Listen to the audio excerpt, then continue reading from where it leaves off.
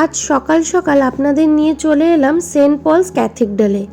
সামনে রয়েছে Birla planetarium, opposite দিকে রয়েছে ভিক্টোরিয়া, তার সামনে রয়েছে মোহরকুঞ্জ এবং সেন্ট পলস ক্যাথিড্রালের একদম পাশেই রয়েছে নন্দন রবীন্দ্র সদন চত্বর। তার মানে বুঝতেই পাচ্ছেন এই পার্টিকুলার জায়গাটা কতটা ফেমাস, এবং শীতকালে তো এইসব জায়গাগুলোতে পা রাখা দায় হয়ে ওঠে। যাই হোক, এখন আমরা এগিয়ে চলেছি সেন্ট পলস ক্যাথিড্রাল চার্চের দিকে, এবং বাইরে থেকেই আপনাদের দেখাতে পারবো। ভিতরে ক্যামেরা, ভিডিওগ্রাফি, ফটোগ্রাফি একদমই প্রোহিবিটেড। এখানে টাইমিং রেখা রয়েছে সকাল 10টা থেকে বিকেল 6টা। এছাড়া এখানে ঢুকতে চার্চের ব্যাপারে কিছু কথা আপনাদের সাথে শেয়ার করা রয়েছে। সামনে যে ঘরটা দেখলেন, ওখানে 10 টাকার টিকিট কেটে আপনাদের ঢুকতে হবে। যতক্ষণ খুশি আপনারা ভিতরে বসতে পারেন। একদম শান্ত পরিবেশ, যেরকম চার্চগুলোতে হয়ে থাকে।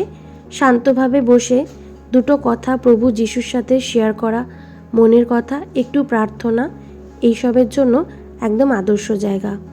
আর বাইরেটা অপরূপ সুন্দর গাছগাছালি, বাগান দ্বারা পরিবেষ্টিত। পিছনের দিকেও বাগান রয়েছে, কিন্তু যেহেতু এখন গ্রীষ্মকাল, প্রচণ্ড গরমে পুরোটা ঘুরে দেখানো সম্ভব হয়ে উঠল না।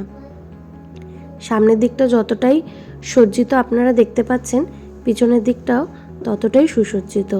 ভিতরে আবারও বলছি, ক্যামেরা করা যাবে না। আর যে কোনো জায়গায় রুলস ভাঙার পক্ষপাতী আমি একদমই নই। অপরূপ সুন্দর এই সাদা বিল্ডিংটা দেখেই কেমন যেন চোখ জুড়িয়ে যাচ্ছিল।